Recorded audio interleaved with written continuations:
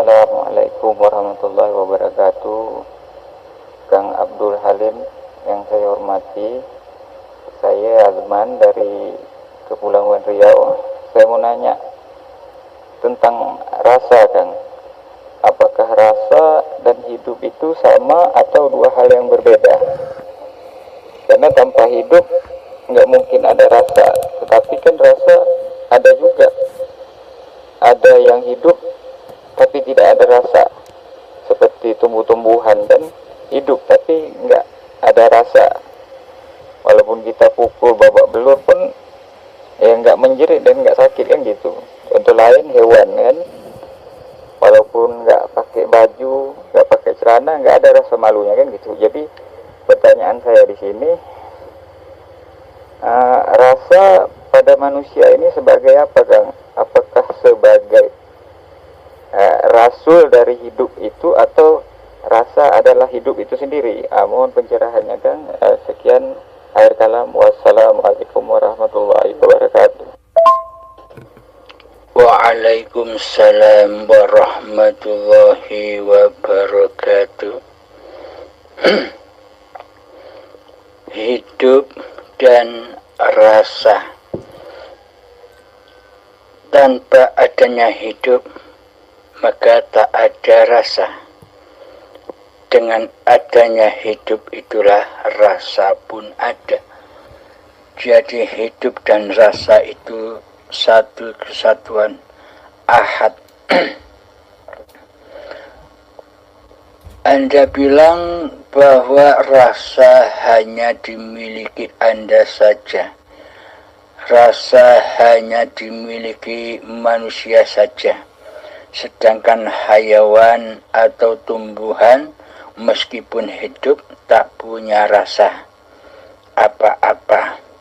Itu menurut panjenengan. Karena rasa setiap diri itu berbeda-beda. Kelihatannya tak berasa karena kita melihat sosok dohirianya seperti hewan dan tumbuhan. Akan tetapi hewan dan tumbuhan itu lebih mulia daripada manusia yang belum bertuhan. Karena hayawan dan tumbuhan itu setiap detiknya, setiap saatnya di dalamnya selalu berzikir kepada Allah. Maksudnya bagaimana? Hayawan dan tumbuhan itu selalu berzikir kepada Allah. Karena pada hayawan dan tumbuhan itu tak punya pengakuan diri bahwa dirinya lah hayawan, bahwa dirinya lah tumbuhan. Sama halnya dengan manusia, dengan orang gila. Orang gila itu tak menyadari bahwa dirinya adalah seorang manusia pada orang gila itu. Karena diri kemanusiaan dan akalnya sudah diangkat oleh Allah. Jadi rasa kemanusiaannya juga sudah hilang, meskipun wujud badannya seperti manusia, meskipun kelihatannya ada hidupnya. Namun ketika orang gila itu dikembalikan rasa kemanusiaannya, pasti mereka atau orang gila itu pasti malu. Malu bukan kepalang, melihat dirinya compang-camping atau bahkan melihat dirinya telanjang, pasti akan lari menutupi dirinya, memakai pakaian badan-badannya ketika kemanusiaannya dikembalikan lagi. Maka dari itu,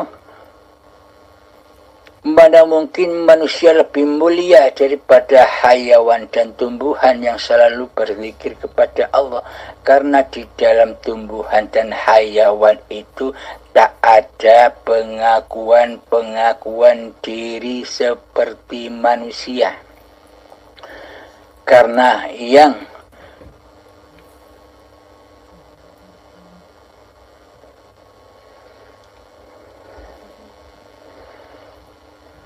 yang menawarkan diri membawa amanah-amanah dari Allah itu adalah hanya manusia yang mengacungkan diri kepada Allah bahwa manusia sanggup membawa amanah-amanah di dunia ini, sanggup membawa amanah-amanah kekhalifahannya di dunia ini. Apa amanah-amanah Allah yang diembankan kepada manusia? Amanahnya itu adalah selalu menyaksikan Allah di segala af'al yang terjadi pada badan-badan ini.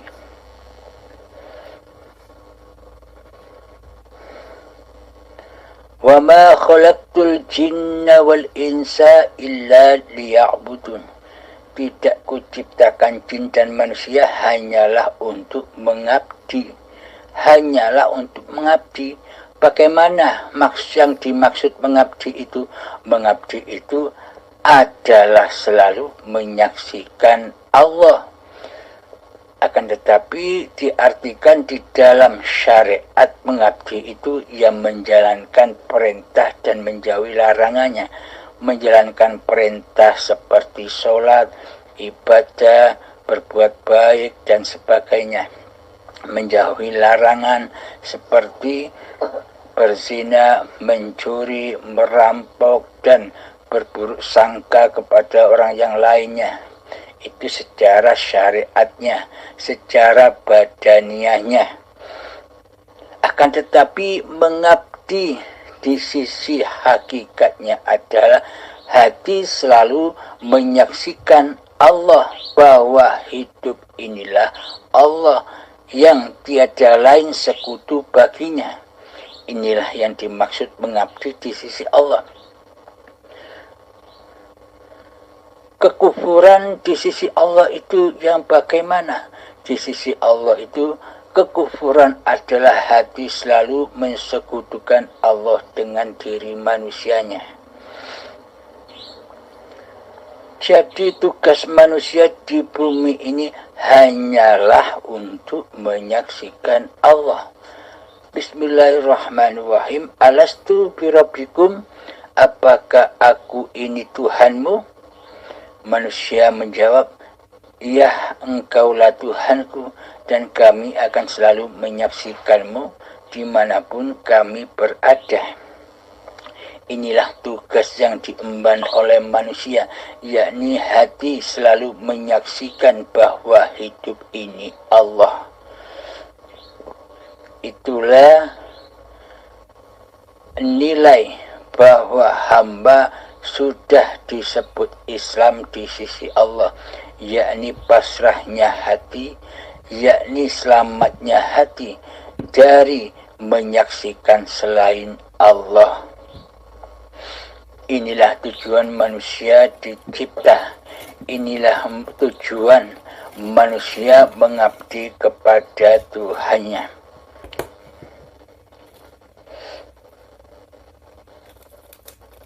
Jadi hidup dan rasa itu ahad. Rasa apapun tanpa adanya hidup, maka rasa takkan ada. Rasa bahagia, rasa takut, rasa sedih, rasa khawatir, dan sebagainya. Adanya rasa-rasa itu karena adanya hidup, karena adanya Allah untuk menguji manusia. Bagi manusia yang sudah mencapai hakikat diri sejati manusianya, yakni keadaman, ketiadaan, maka di hatinya tak akan terimbas dari rasa-rasa yang beraneka ragam banyaknya itu. Rasa bangga, rasa bahagia, rasa senang, baik rasa sedih, kecewa, dan sebagainya. Tidak akan terimbas dari rasa-rasa itu ketika hamba sudah kembali ke alam keabadian, yakni alam ketiadaan. maka di situ terjadi penyaksian bahwa rasa apapun itu adalah Allah. Karena tanpa Allah, maka rasa apapun itu takkan ada. Bermacam aneka ragam rasa itulah pagelaran Allah. Bukan Allah merasakan juga rasa bahagia, rasa bangga, rasa sedih, rasa kecewa. Bukannya Allah juga merasakan seperti itu. Akan tetapi rasa-rasa itu diadakan oleh Allah hanya untuk menguji manusia. Di dalam rasa-rasa yang terjadi di dalam diri manusia itu, mampukah manusia memandang, menyaksikan Allah lah sebagai penguasa rasa-rasa itu. Bila manusia tidak menyaksikan siapa pencipta rasa-rasa itu, maka manusia pasti tenggelam di dalam rasa-rasa itu. Jadi rasa itu pun juga bisa diartikan api anar, api jahanam, api siksa kubur. Contoh, ketika ada rasa senang, ketika ada rasa bangga di hati kita, pasti kita tidak menyaksikan Allahnya. Pasti kita menyaksikan rasa-rasa itu sendiri. Rasa bangga akhirnya diri merasa lebih nilainya daripada orang lain. Maka dari itu rasa-rasa itu akan menyesatkan manusia bila manusia masih mentuhani diri manusianya sendiri. Seolah-olah rasa-rasa itu munculnya dari diri manusia itu sendiri. Rasa sedih, rasa kecewa pun akan menghantar manusia ke lembah jahanam ketika manusia itu belum bisa menyaksikan siapa pengada rasa sedih, rasa susah, rasa khawatir itu. Ketika masih diaku-akuinya rasa-rasa itu sebagai milik rasa manusianya, maka terbelenggulah manusia di dalam anar. Jatuhlah manusia di bawah siratal mustaqim keadaan-keadaan itu. Ketika datang keadaan takut, khawatir, sedih, susah, maka tenggelamlah manusia di alam kesusahan. Hatinya akan selalu sedih. Akan tetapi bila sudah mengenal Allah, Allah lah penguasa atas rasa-rasa itu, maka tiadalah rasa sedih yang berlebih-lebihan. Hati akan selalu tenang, hati akan selalu mutmainah, selalu tersenyum, memandang, menyaksikan hidup yang menguasai rasa-rasa itu. Inilah yang dimaksud Rasulullah, utusan Allah. Utusan Allah itu hatinya selalu menyaksikan Allah daripada menyaksikan dunia dan dirinya. Alhamdulillahirabbil alamin. Semoga penjelasan yang singkat ini bisa membawa kepahaman terutama untuk diri saya dan Anda, Kang Azman. Semoga Anda bisa memahaminya. Assalamualaikum warahmatullahi wabarakatuh. Bila ada pertanyaan lagi silahkan. Alhamdulillah Kang Abdul Halim atas pencerahannya kan yang cukup jelas. Ada satu lagi yang mau saya tanyakan nih Kang. Setelah hari dibangkitkan itu kan manusia ini kan dikumpulkan di Yaumil Mahsyar. Nah, jadi secara hakikat Yaumil Mahsyar ini, padang mahsyar ini di mana atau menggambarkan seperti apa hakikatnya kan?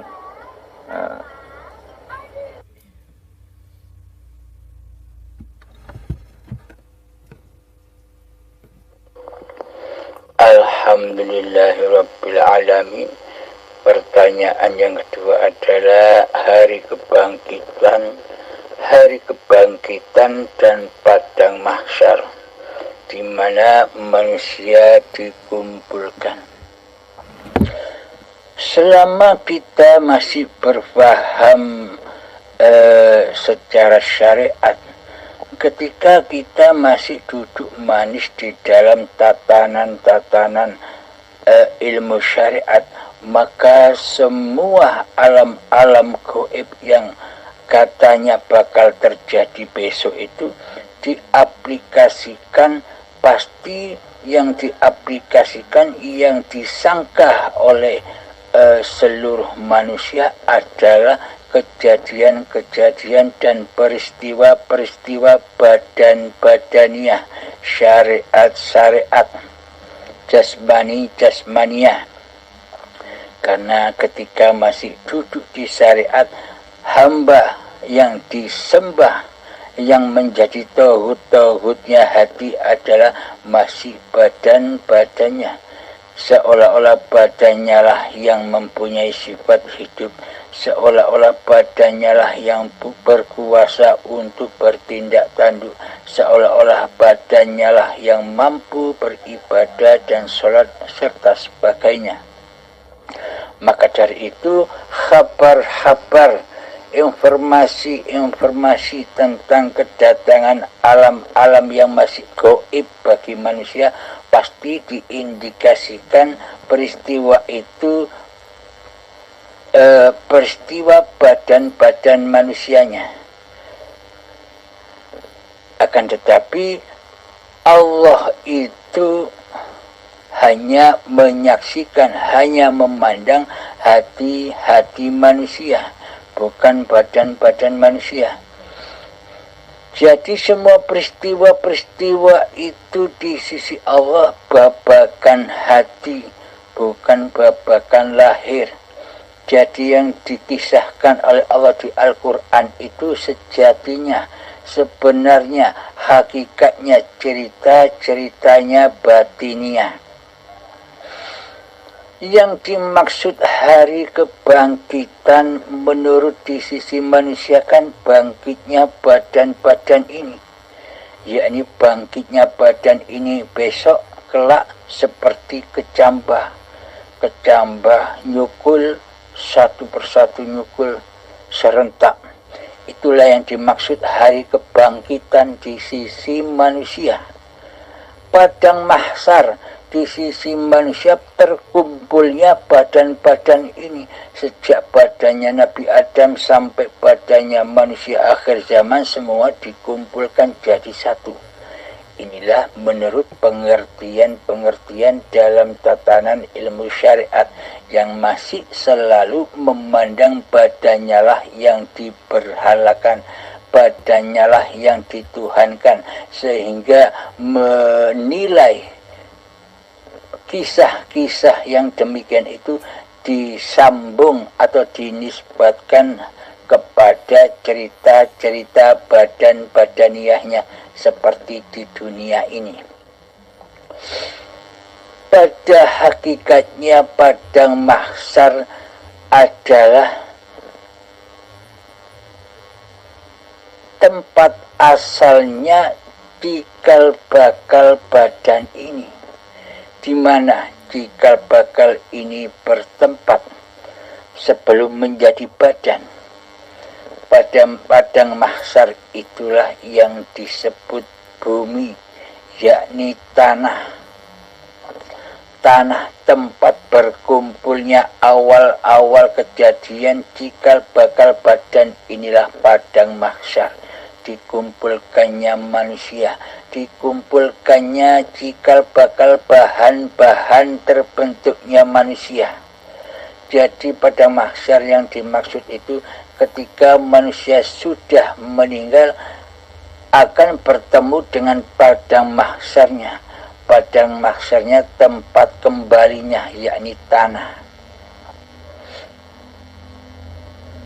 Jadi berkumpul lagi ke alam kesejatiannya. Itulah yang dimaksud padang mahsyar. Kembalinya tanah, kembali kepada asalnya, tanah lagi. Dan hari kebangkitan Menurut syariatnya kan bangkitnya badan-badan ini seperti kecambah dari tanah, diperjalankan lagi menjadi tumbuhan, menjadi buahan, menjadi sperma, menjadi gumpalan darah, gumpalan daging, jadi janin dan jadi bayi. Yang dimaksud hari kebangkitan itu adalah setelah kiamat terjadi. Kapan kiamat kubro itu terjadi? Babakan syariatnya, babakan cerita-cerita syariatnya itu Allah lah yang maha tahu. Allah lah yang maha menguasai keadaan-keadaan itu, seperti hancurnya bumi, gunung-gunung meletus, tsunami, itu bukan wewenang manusia. Semuanya kita pasrahkan kepada Allah Ta'ala. Kapan kejadian itu, kita tidak usah repot-repot memikirkan dan menunggu kiamat terjadi, kiamat kubro yang katanya manusia kiamatnya hancurnya bumi dan langit secara syariat. Akan tetapi benahilah, sambutlah kiamat kubro yang sesungguhnya bagi tiap-tiap diri manusia. Jadi kiamat kubro bagi tiap-tiap diri manusia adalah ketika runtuhnya, ketika manusia itu tidak sadar, ketika manusia itu tidak siap, dumadaan tiba-tiba manusia itu dipaksa kembali pulang kepada Allah. Dengan rasa takutnya manusia itu melawan perintah Allah, disuruh kembali dengan paksa, maka disitulah pemaksaan hari pembalasan, hari perhitungan dimulai. Ketika manusia selama ini mengaku-ngaku dirinya lah yang wujud, dikelongkop satu persatu. Ketika selama ini manusianya lah yang merasa hidup, dikelongkop, dilepas satu-satu, dihancur leburkan kepemilikan manusianya dengan rasa sakit dan azab yang pedih.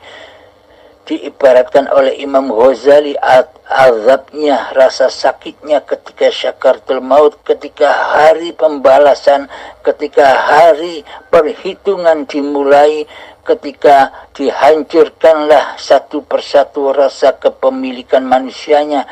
Rasa sakitnya seperti kambing dikuliti dari dagingnya, itu rasanya masih 1000 kalinya. Rasa sakitnya pengelongkopan demi pengelongkopan. Inilah yang dimaksud kiamat kubro, yakni terambil lagi apa-apa kekuasaan yang bukan milik manusianya, diambil paksa, dikembalikan dengan paksa, dengan keadaan yang sangat tersiksa. Bagaimana tidak tersiksa? Kita belum siap kembali kepada Allah, maka kita dipaksa kembali pulang dengan azab siksa yang pedih di hari pembalasan, di hari perhitungan. Jadi yang dimaksud hari perhitungan, hari pembalasan itu ya saat sakaratul maut, ketika dikelongkok satu-satu apa-apa yang paling dicintainya. Inilah yang dimaksud kiamat kubro, hancur leburnya kekuasaan diri manusia. Gunanya untuk apa? Agar bisa pulang kepada Allah yang maha suci. Maka disucikanlah dulu manusia dengan azab yang pedih. Dibersihkan kembali seperti sedia kala waktu bayi yang masih keadaan suci. Setelah dilepas satu persatu, setelah merasakan azabnya syakaratul maut, maka setelah suci bersih dari pengakuan-pengakuan diri manusianya, maka matilah badan-badan ini. Mati tanpa rasa kepemilikan manusianya lagi, suci bersih seperti bayi lagi, dikembalikan ke padang mahsyar, dikembalikan ke tempat asalnya, di mana tempat asal usul cikal bakal badan diciptakan.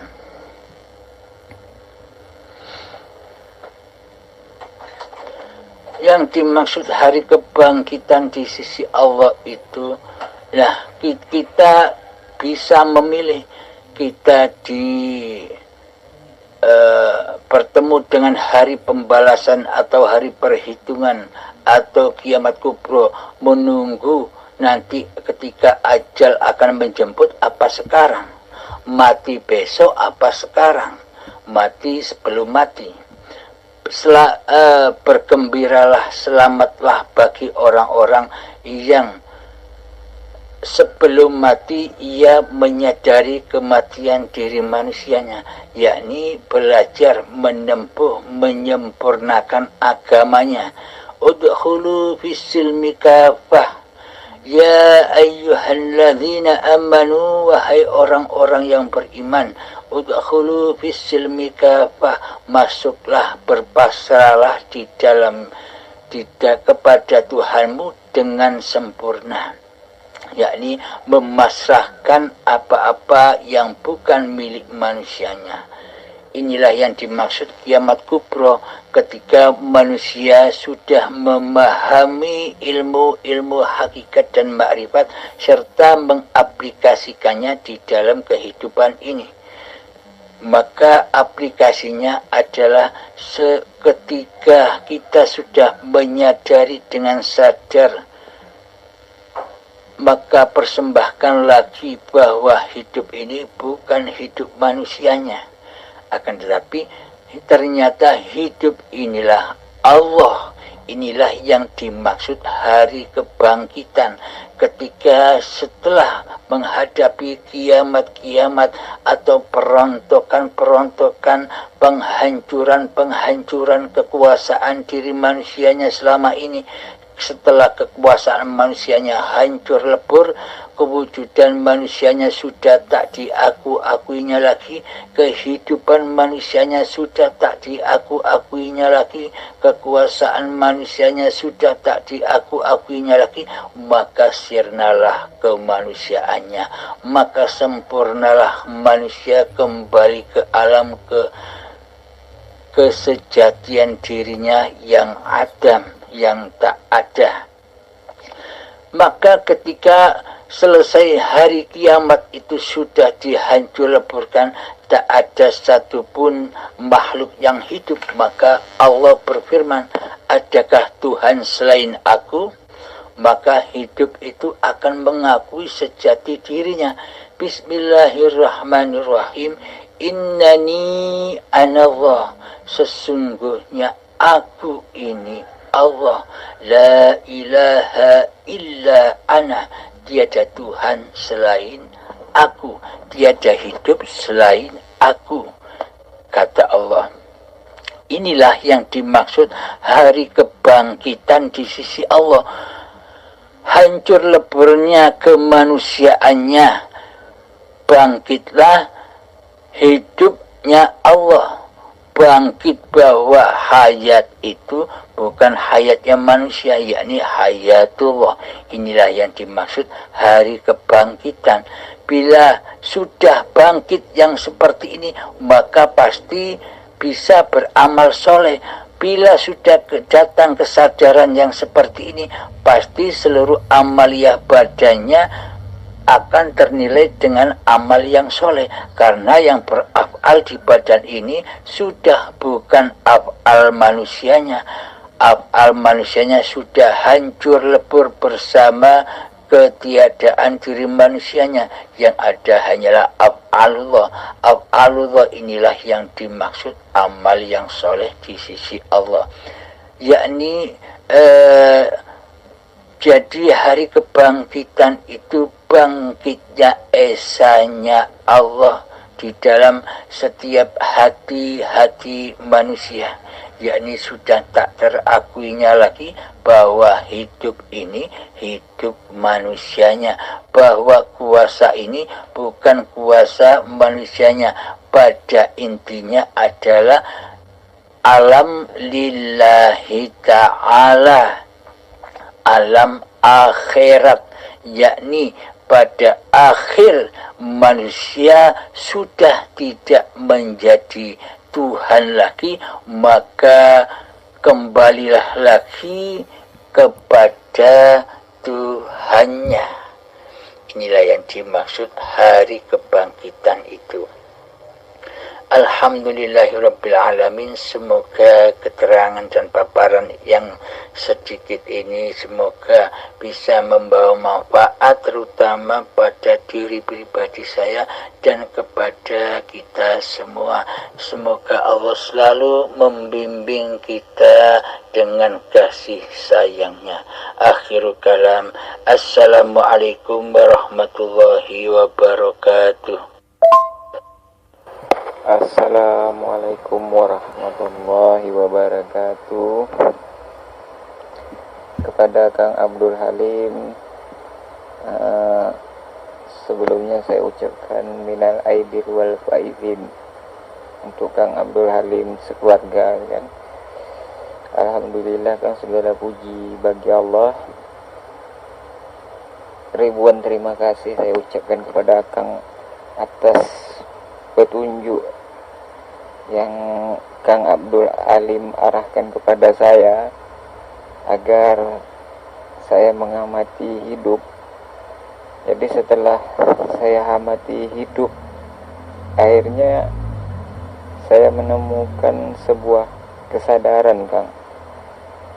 Jadi setelah saya sadar begitu menyadari Allah ini, akhirnya muncul sebuah ketentraman dan kedamaian yang belum pernah saya rasakan, kan gitu. Jadi sedikit ada yang mau saya tanyakan, Kang. Apakah menemukan Allah itu artinya kita menemukan kesadaran, sadar akan Allah begitu? Karena selama ini kan bingung saya dengan surat Al-Kahfi 110 yang difirmankan Allah di situ, kalau nggak salah saya bunyinya, barang siapa yang hendak bertemu akan Tuhannya, hendaklah melakukan amal soleh dan jangan mempersekutukan Allah dengan sesuatu apapun. Jadi atas bimbingan dan petunjuk Kang Abdul Halim, di situ saya merasakan sebuah kesadaran yang selama ini tak pernah saya sadari, tidak menyadari akan hidup saya itu siapa yang berperan di sebalik kehidupan saya. Jadi atas bimbingan Kang Halim, alhamdulillah saya merasakan di sebalik kehidupan saya ini ada yang peran utama di sebalik itu. Nah, jadi pertanyaan saya, Kang, bagaimana untuk menjaga agar kesadaran itu tidak hilang dan terus tumbuh? Nah, sekian akhir kalam. Wassalamualaikum warahmatullahi wabarakatuh. Alhamdulillahirrabbilalamin. Pertanyaan yang ketiga tentang kesadaran diri. Bagaimana caranya kita agar selalu terjaga kesadaran ini, kesadaran akan Allah, bahwa hidup ini Allah. Alhamdulillahirrabbilalamin.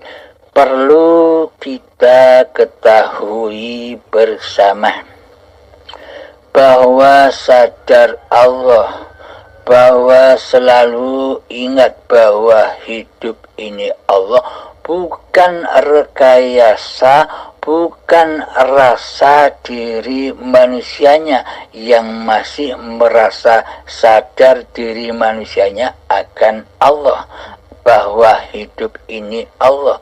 jika masih ada rasa manusianya, jika masih ada nama Kang Azmannya lah yang merasa sadar diri, yang merasa sudah menyadari diri bahwa diri Kang Azmannya tiada, bahwa hidup Kang Azmannya tidak ada kecuali hayatullah.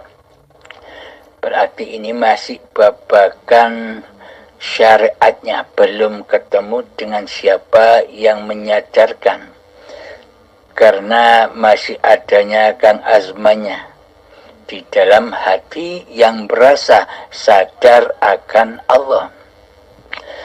Jadi pada hakikatnya sadar Allah itu bahwa sadar yang hidup ini hanya Allah, maka sebelum menyadari hal yang demikian pasti Kang Azmannya sudah tak ada. Kang Azmannya sudah kembali ke alam ketiadaannya. Jadi sebenarnya tak satupun manusia bisa sadar bahwa hidup ini Allah. Yang sadar, yang bisa menyadari bahwa hidup ini Allah hanyalah Allah sendiri, yakni hidup itu sendiri. Tanpa adanya hidup, apakah ada kesadaran? Jadi dengan hiduplah kesadaran itu ada, karena sesungguhnya rasa sadar itu hanyalah milik Allah sendiri. Jadi yang sadar Allah ya Allah sendiri, yang menyaksikan Allah ya Allah sendiri, yang tahu Allah ya Allah sendiri, yang menyaksikan Allah ya Allah sendiri, yang memaha besarkan Allah ya Allah sendiri, yang maha mensucikan Allah ya Allah sendiri. Kembali semuanya berpulang kepada hayatullah, semua perbuatan hayatullah sendiri. Jadi sudah lepas total jenderal dari kekuasaan manusianya lah yang bisa demikian. Jadi rasa kemanusiaannya, rasa hidup manusianya hancur lebur dulu, kiamat dulu, sehingga sudah tak ada pengakuan-pengakuan lagi di dalamnya. Setelah itu maka nyatalah Allah bahwa semua itu terjadi di dalam panggung sandiwaranya Allah sendiri. Karena la hayatan illallah, tiada hayat kecuali Allah. Inilah yang dimaksud sadar Allah itu. Bukan manusianya yang sadar bahwa hidup ini Allah. Bila masih manusianya yang menyadari bahwa hidup ini Allah, berarti kan manusianya masih jadi Tuhan.